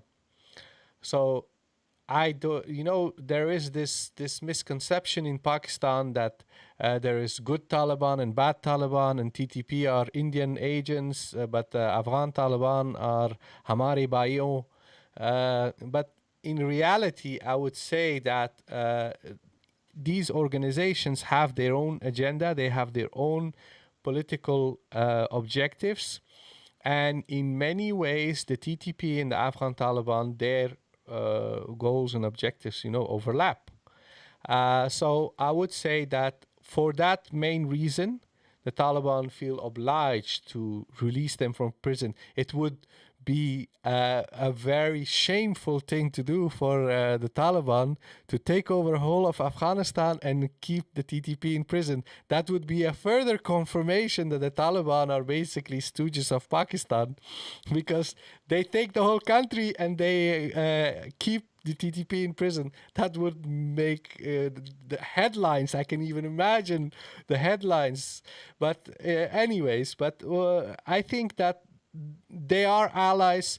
They have fought together. They have family ties. Many of them are related to each other, and for that reason, it makes sense that they release all of them.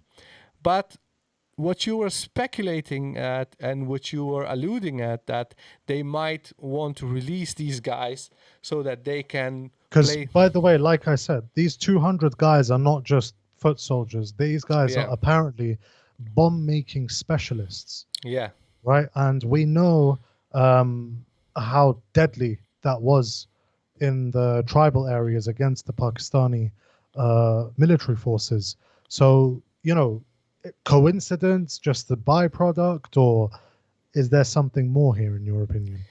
I would say, I think you've mentioned that earlier, or it was in a private conversation that we were speaking about the possible negotiations between TTP and the Pakistanis. I think it was Although it was private, yeah. So probably basically, private. ever since the Taliban have taken over Afghanistan, there are now rumors that the TTP is in some sort of negotiation with the Pakistanis. There were also a few fake news videos circulating. Those videos are from 2014, 2015. That's not true, but there are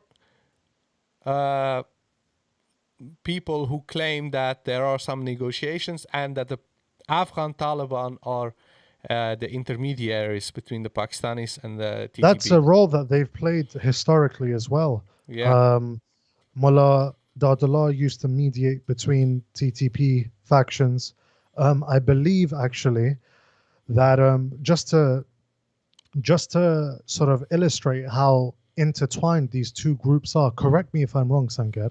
Was it Khalilur Rahman Haqqani that was released by the Pakistanis after a negotiation with the TTP in about 2007, 2008? I can't remember. I believe, don't quote me on this, I may be wrong because there are so many names and dates and whatever here, but I believe that in 2007, 2008, the Pakistani army had captured, arrested, detained a couple of commanders in and around the Waziristan area. And after a negotiation between the TTP and the Pakistani state, the TTP basically got Khalilur Rahman Haqqani released, which would contradict the assertion that these two groups are totally separate and they don't cooperate. Because why would the TTP be insisting on Haqqani prisoners being released if they were a totally different organization? So, but you were speaking with regard to TTP negotiations with the Pakistani state. What do you make of that? I would say we are now at a stage in Afghanistan and Pakistan where after the ascent of PTI government, there has been a lot of soul searching going on in Pakistan. Okay. I would agree. And this soul searching has resulted into Pakistanis coming to the realization that their previous brutal campaigns against the tribal areas was a big mistake. They have displaced more than 1 million people from Waziristan.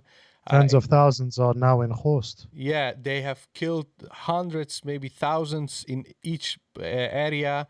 They flattened entire cities. There were many, like Miran Shah, many places where they bombed the entire city. It was worse than what the Israelis do in Gaza. And many Pakistanis are still in denial. They think that everything was all fair and lovely. But the truth is that a lot of problems in Pakistan with minorities like Pashtuns and Baloch is because of their misguided policies of the Pakistani army in the past. So now I would say that Pakistanis believe that they need to have representation. You see, no, not TTP, I'm sorry.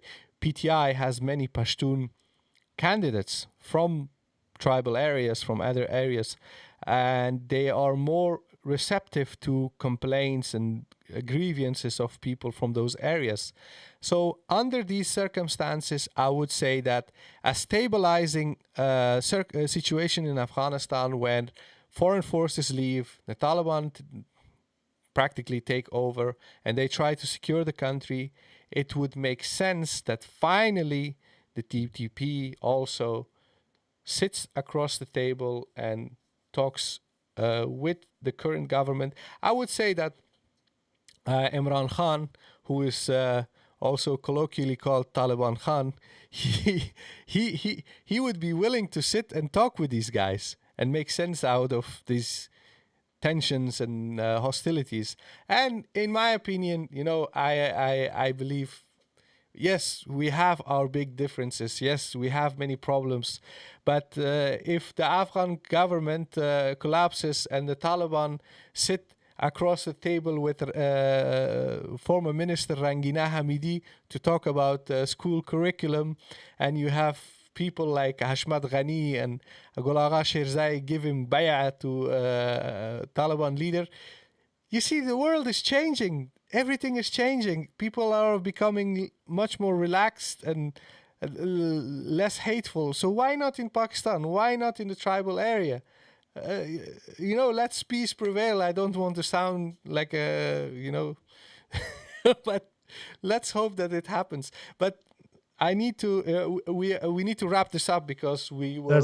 I was going to say the same thing. So, but I have you one answer, important question for you about what the Telegraph says. Okay. I was going to wrap it up with that. So first of all, could you answer Muramasa's question, who sent a super chat and said, so a possible Iranian-style government for the Taliban with the Emir at the top, a president and a council of clerics like the Guardian Council. What do you make of that, Sangar? That idea has been circulating among analysts and commentators for the last couple of months, okay? That if the Taliban take over, they will have that. But I would say that the model of government in Iran is based on the concept of wilayat al-faqih, and that's a Shiite thing. The Imami Shiites have invented that concept. And in Afghanistan, I think that as conservative and as, rigid as the Taliban are, they are adherents of the Hanafi madhab. And Hanafi madhab is very pragmatic in many matters, okay? They don't just outright reject things as this is impossible and this must be like this and this must like that. There's a lot of room to move around. So I wouldn't say that they will have a similar system as Iran, but I would say that one important element of what the Iranians sort of have, that I would say that maybe Afghanistan will also have because of the predominance of the Taliban, is a very high and important council of Islamic scholars. So there may be a president, there may be an emir, I don't know, but they will have this shura of scholars, and that's something that is maybe similar plausible to Iran. Yes, it's plausible. Okay. So DS is saying, guys, you seem to have skipped mentioning my donation once again. Sorry, DS. I had a question regarding what kind of role diaspora can play and how we can be constructive in current circumstances. I think this is what Sangar primarily talked to about with Pashtana and myself. Essentially, we need to really I know it's going to sound hippie, but hear me out. We need to really be empathetic and understand that everyone on either side, whether they act emotionally, irrationally, there's probably reason for it. There's probably trauma underlying it.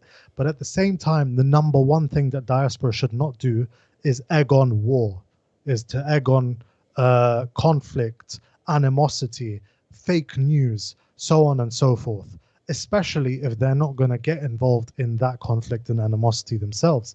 But I think above all, what the diaspora should do, because we're privileged in the sense that we are literate in the English language, we can raise our voices.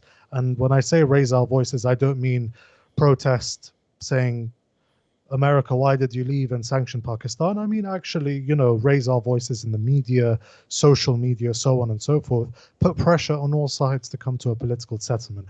That's what I would answer. Mansour Afridi is saying that, bro, the tribal areas love Imran Khan. I'm not denying that certain people in the tribal areas may love Imran Khan, but the fact that the TTP have some level of support and PTM exist, I wouldn't say it's a uniform thing, just like I wouldn't say PTM support is a uniform thing. I think the tribal People, areas people are also love Ashraf Ghani.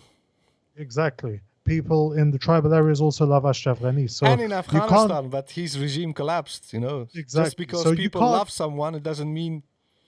we can't really make generic statements like that, whether in Afghanistan or Pakistan.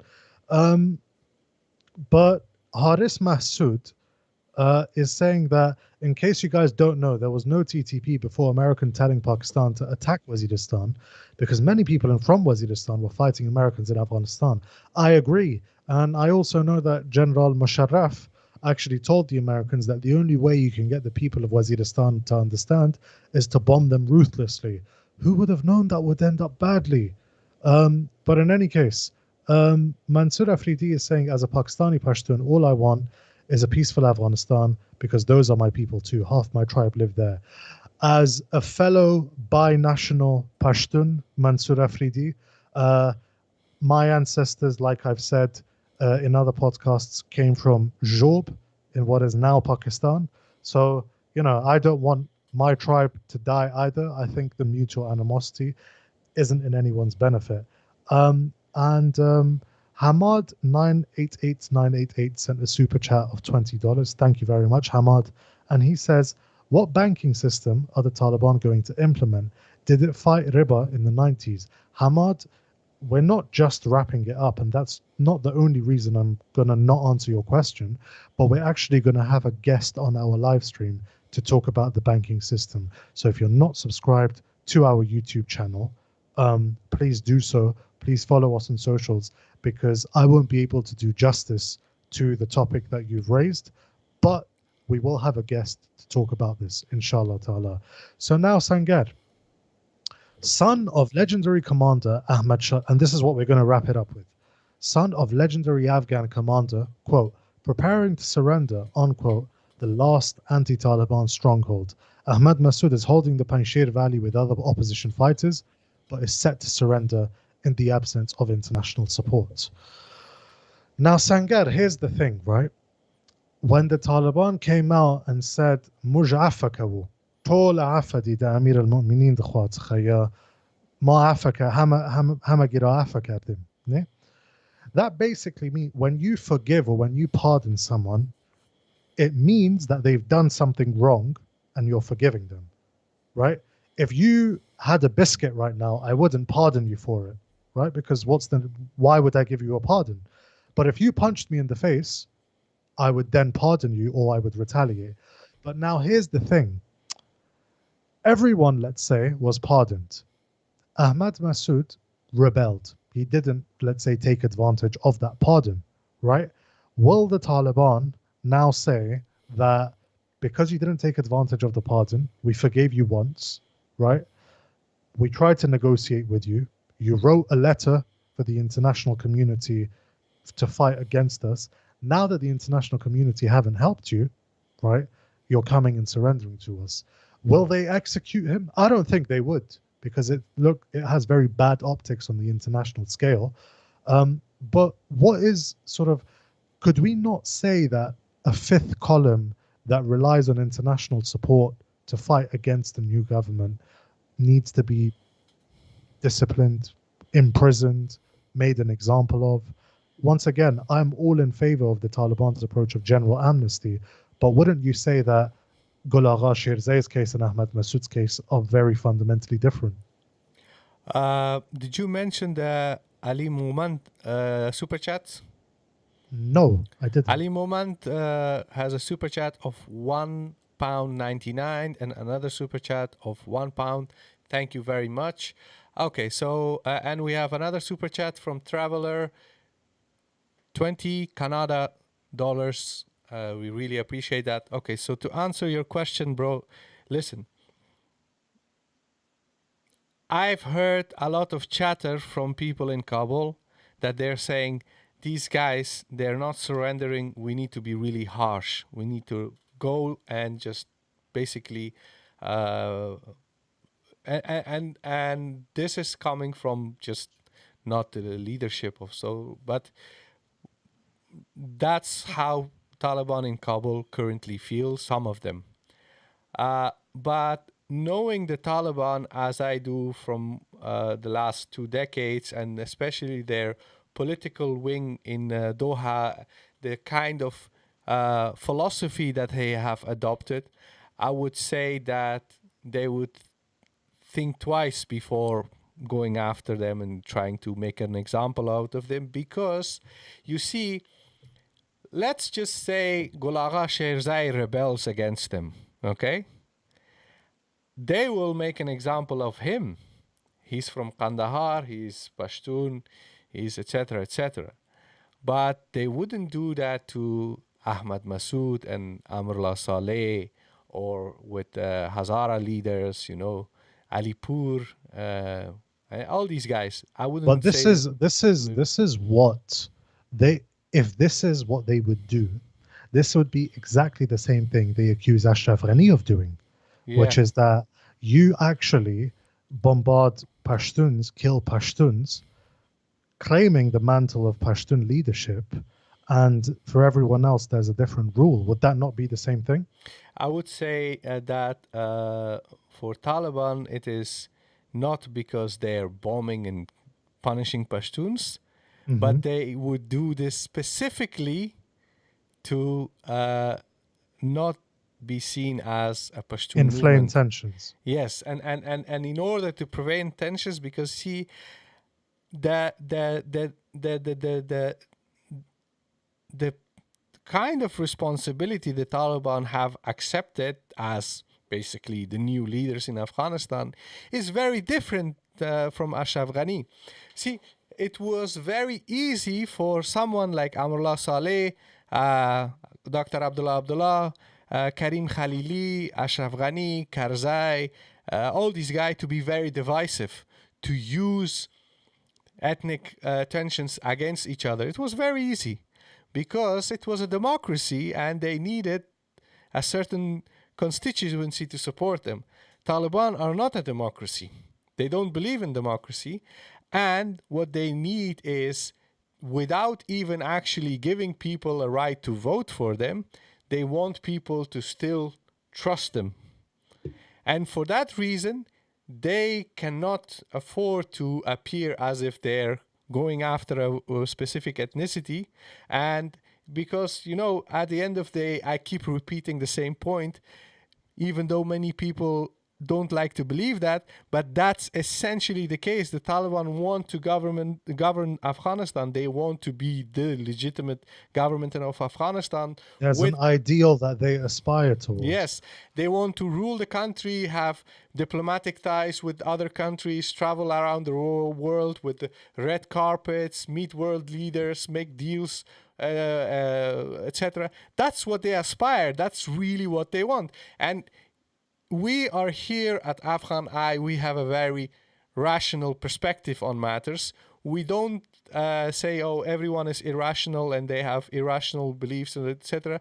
We look at what they really want, what they aspire, and that's our analysis. And from that perspective, I would say it is not in their interest to do that because they don't benefit from that. Okay, They but will not benefit. let's entertain this line of reasoning. Okay, you are a government. Okay, Yeah. you aspire towards governance. You have a guy, let's say, who incited his people against you, right? You have a guy who incited his people against you, as well as tried to incite the international community against you when you were at your weakest, right? Now they would say, ورورة دا خود مصلحه خبر ده. Okay? This is just about the greater good. Okay? If we kill him, I'm not, by the way, advocating for killing him. I'm pretty confused because I think he knew, Ahmad, would you agree with me, Sangar, in saying Ahmad Massoud knew that he was putting the Taliban in a very difficult position. That's why he drove a hard bargain, right?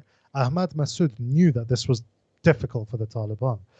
But would you not say that is cause to sort of warrant some sort of punishment from the Taliban? Because here's the thing, I was actually watching, funnily enough, Omar Khattab's show, right?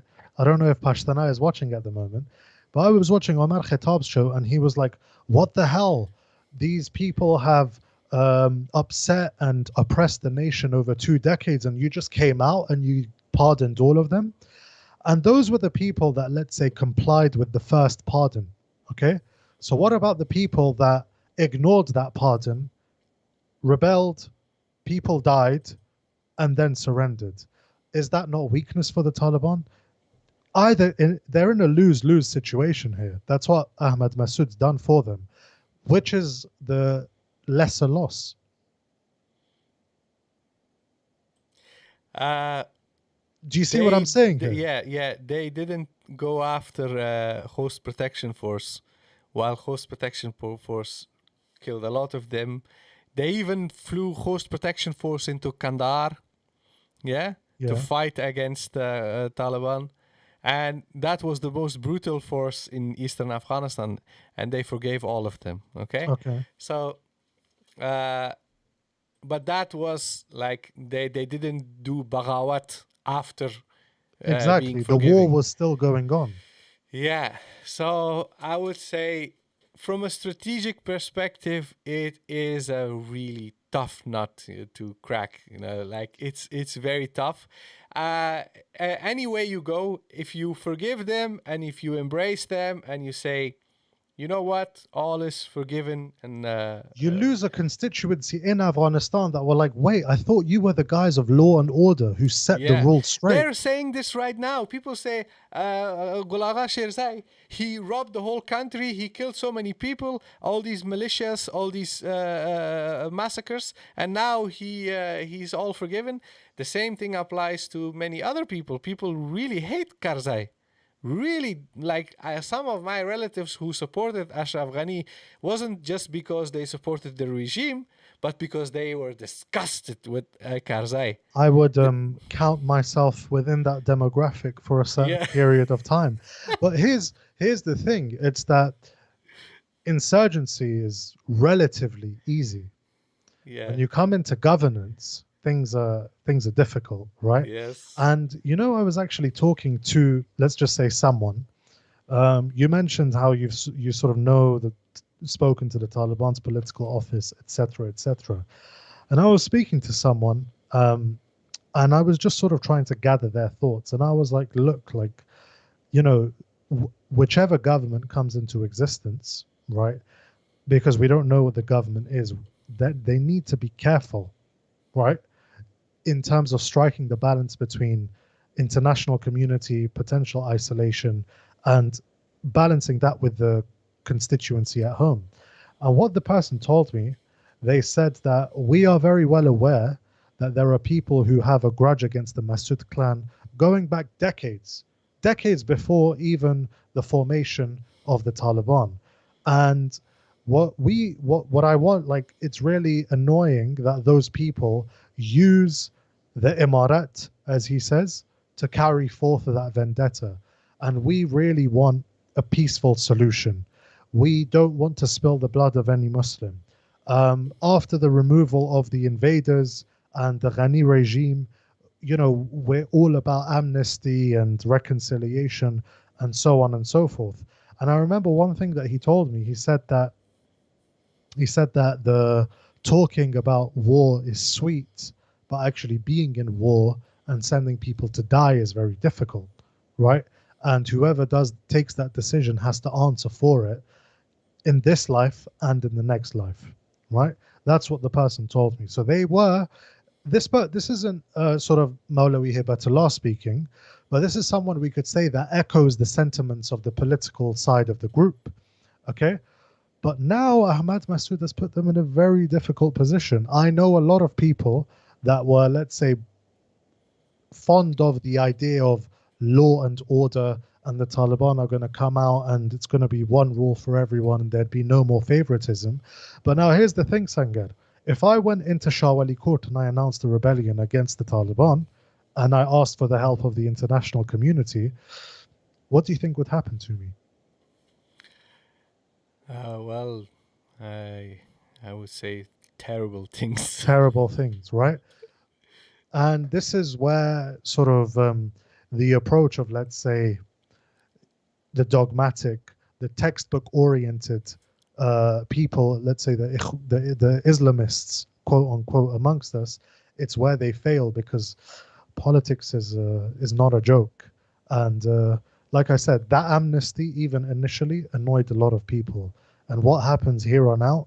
Because let's face it, if they execute Ahmad Massoud, which, correct me if I'm wrong, Baghawat, the death penalty, right?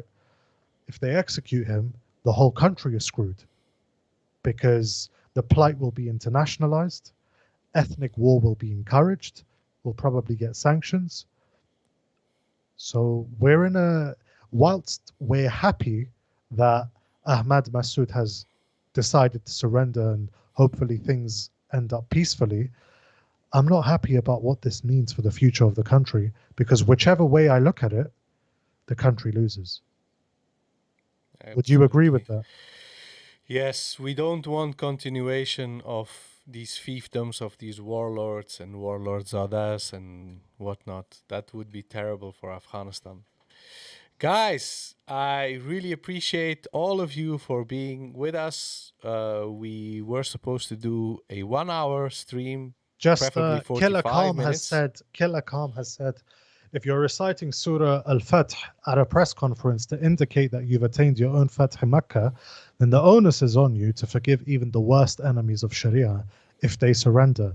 See, personally, Killer Calm, I am more in favor of forgiving him and not executing him than I am in favor of executing him. That's my personal stance. But like I said, I'm aware because I'm in touch with a certain constituency who were infuriated with the initial amnesty for people like Karzai. And that constituency are going to be even more irritated if and when they find out that Ahmad Massoud has been allowed to go back to life as normal. And you keep talking about Ahmad Massoud. It's very disrespectful for our president, Mr. Amrullah Saleh. I believe personally that he'd be trialed because look, listen, the only If reason. anybody gets punished, it's probably that poor guy. Yeah, but the thing is that the whole reason with Ahmad Massoud is, like you said, Gulagha Shirzai is not liked. He's not young. He's not handsome, and he's known to have done terrible things.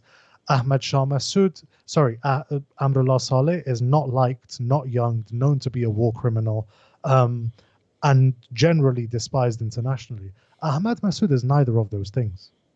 You see, and he has the connection with Bernard Henry Levy.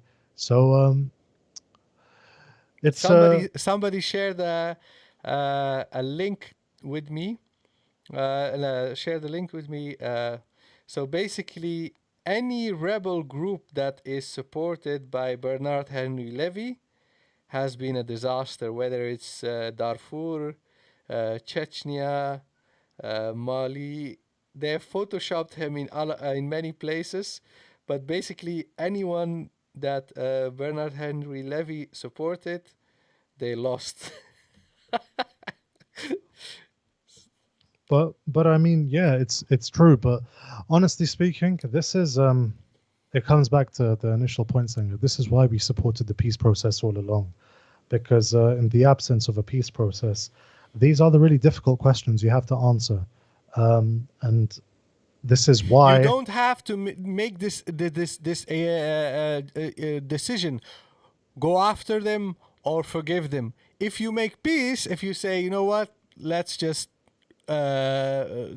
make some compromise, do something that benefits all of us, and we stop fighting, then you don't have to take these decisions. I know it sounds contradictory. Yes, I do believe that these people are terrible and that they deserve to be punished. But at the same time, I don't want the war to continue. And for Exactly. that reason, I say The only it's the only reason better. It's better. Yes. the only reason I'm not in favor of executing Ahmad Massoud is not because I have a personal fondness for him, but just because I personally feel that it would have damaging ramifications for all of Afghanistan on the international scale.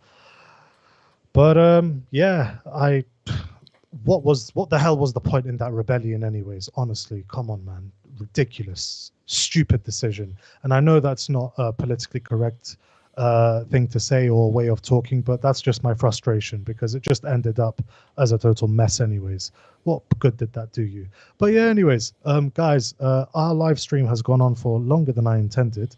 I think we formally started about like 10:20-ish. But at the same time, it's gone on longer than we expected or than we planned. There were, once again, for everyone that donated via Super Chat, thank you very much. Once again, the only reason that we're able to do this and host live streams every night, answer your questions, are because the support that we've received from the beginning of starting the AFGHANEYE to be a counter narrative has been immense. We don't have the support of certain organizations or their personnel, their manpower. What we do have are two brains, two dedicated brains that are focused on providing a counter narrative to what is portrayed of Afghanistan. We would rather educate you guys on Afghanistan than allow you to be put through the ordeal of listening to the mainstream media. And if that is a cause that you resonate with, if that is a cause that you can approve of, subscribe to our YouTube channel. I know that our subscribers have gone through sort of the roof over the last few weeks. Follow us on our socials, share our content, and if you want to go further, please consider becoming patrons on our Patreon or donating via PayPal. No amount is too small. And finally, people, let's get a last round of likes on this video. Yes, that's what I wanted to I'm say. watching the likes as we speak. We have a super chat of £2 from MK. Thank you very much. And another super chat from Saf, £20 sterling. Thank you very much for all you generous donors tonight. We really appreciate that. Saf says, Jazakallah khairan, boys. Great job. Thank you. We really appreciate the support. Whether you donate or you don't, merely the fact that you guys are with us throughout the whole show, it's a blessing. May Allah bless all of you, and inshallah we will do another live stream tomorrow, same time, and we will Just talk. one thing, Running Bastards is saying you're talking like the Panjshir resistance has already been defeated. There's no indication that this is the case. If anything, dead Talibs are circulating on Twitter. Ahmad Massoud is just as defiant. It isn't confirmed, but it is what the Telegraph is reporting as well as others. So on the basis, if they're reporting it, then it has a certain level of, it needs to be addressed because it was actually sent to us to talk about. But in any case, guys, I will speak. I'll speak to you tomorrow. Man, my mind is going off, Sangar. We will see you, inshallah ta'ala, tomorrow. And thank you once again for joining us. Assalamu alaikum. And thank you, Sangar, for answering my questions. I just wanted to get your perspective on certain things. So, assalamu alaikum wa rahmatullah. Wa alaikum assalam wa rahmatullah.